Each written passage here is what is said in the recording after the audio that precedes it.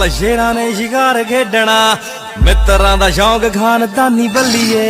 ਲੋਕਾਂ ਨੂੰ ਤਾਂ ਸੋਹਣਿਆ ਬੁਖਾਰ ਚੜਦਾ, ਬਠਿੰਡੇ ਵਾਲੇ ਚੜੇ ਅਸਮਾਨੀ ਬੱਲੀਏ।